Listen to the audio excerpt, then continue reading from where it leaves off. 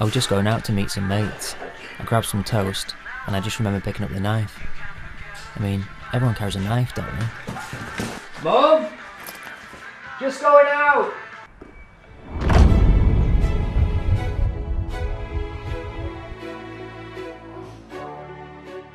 So he was trying to pull a taxi and no taxi had stopped, so we thought, well, we're going to have to get out of here sort of thing anyway. Kept on walking. Next thing I know, I just felt something in my back. I turned around, obviously I just thought it was a punch. I looked down, next thing, blood all over me. I realised I'd been stabbed. He'd left the people who was talking to him, he was on his way to the post office. And the two younger ones that were there that day started to provoke him. There was a gang, but the gang was stood around, and it was this provocation went on for a while, and the killer just drove up in his car. As he was, these two younger ones had come in from the side and they were sort of punching him. And when they come back, he'd ran from his house with these swords he'd bought 2 weeks before Christmas, and he put the smallest in Robert's back. The smallest of a set of the samurai swords, which is about 12 inches, and it went right into the hilt.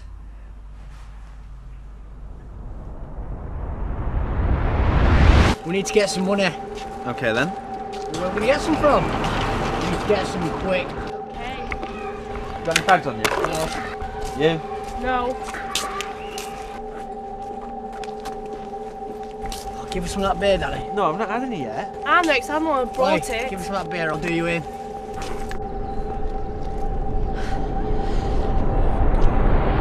What's the best way to deal with knife crime committed by young people?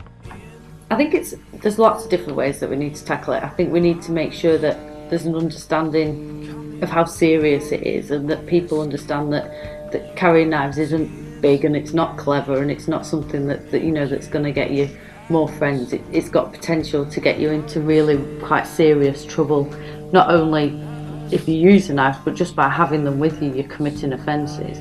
So that this isn't just about the carrying it, it's about what might happen when you've got it on you. So if you get into a fight that you weren't expecting to get into, when a knife's in your pocket, it's a lot easier to get hold of than if you've got to go and find one from somewhere else. And having a weapon that's that close to hand can mean that you make a decision that you wouldn't normally make. The next minute the phone went and it was Robert's partner. He said, don't bother coming, he's gone. I said, gone where? Anyway, when my dad came, I started to panic. You know, I knew, and I just went into hospital screaming and shouting. You know, so really, there's nobody who can talk you through the thoughts and the feelings. You just suffer them silently, and every murder victim does. What are the consequences for young people carrying knives? If there's been a knife crime in your town and you're a young person who got right in that area, you're more likely to think, well, perhaps I need to have a knife because it might happen to me. So I think it can have really serious consequences, but not only that, it's the consequences to the family of the person who's been injured or killed are devastating, and you're never going to be able to take that back or make it right. I don't think they think of the thing, what's going to happen to them after. It's alright stabbing someone, what's going to happen to the person who stabbed the family? And not only that, the people that stabbed them, they're going to go to prison. You know, there's a lot of consequences to pay for carrying knives or any sort of weapon. So my advice is just don't carry a knife or any sort of weapon, because it's dangerous to you and it's dangerous to others. I was just walking along minding my own business. 2 lads and a girl come up, stinking of booze. One of them asked for my phone. She said, give him the phone. No. We saw this kid from school. We had a little scuffle, and then he pulls out a knife. I mean, what would you have done? He was facing Robert, and the blood was starting to come out of Robert's mouth. And basically, in the text message, from what I can remember, it said that in real life it happened fast, but he said it happened very slow. He said it was a sad ending of a man he had great admiration for. He said, and he was struggling to cope with the blood that was coming out of his mouth, and he managed to say, "Love man, love son."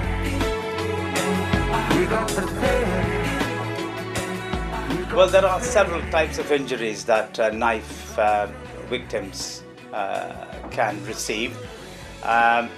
If it's superficial, there can be just a laceration or wounds to the skin, or if it's deep, it can be more dangerous. But even if it's fairly superficial, one has to remember that there are major arteries and veins running through. If one of those blood vessels is torn, the person can potentially bleed to death, or it can puncture the lungs. If the lungs are punctured, the patient won't be able to breathe and get oxygen, and therefore he or she can die. If the knife goes into the spinal cord at the back, the person can get paralyzed for life. Hit him! Give me back my phone! They stab us up! I managed to push him away. He pulled out a knife. Big mistake. But what would you have done? Get him! Staring at this kid with a knife. I wasn't scared, like, you know. We were just scrapping, and then it happened. I could feel the knife go in, and the kid just drops to the floor. A couple of young people who tried to help Robert ended up having counselling. There was a lady who was an epileptic, tried to help him, and I think it was a week and a half later she had a huge fit from the shock and died.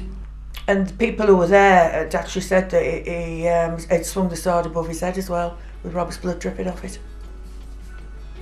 What advice would you give to young people who carry knives? Don't do it, would be the strongest message I could give, because not just for, obviously the police have an interest in terms of the fact that it's a crime to carry a knife if you don't have a legitimate reason for carrying it. So from a police officer's point of view, it's a crime, and that's something that we try and prevent. But I think from an individual's point of view, from somebody who's just a member of the community, then you've got to think about, do you really want to be put in a situation where you might end up killing somebody? From 2003 I've watched them get younger and younger and younger. 9 times out of 10, if you're carrying a knife for protection, it'll end up getting turned on them and used on them. And I would also say to them, they're not a coward if they turn around and run away if somebody is brandishing a knife, because you can't fight your flesh and blood with steel. You got wires going in, you got wires coming out of your skin, you got tears making tracks, I got tears that are scared. 5 years in jail. And what for? I mean, it was self-defence. The kid shouldn't have had a knife anyway. The knife went right into my stomach. I wish I'd never picked it up. What do you think?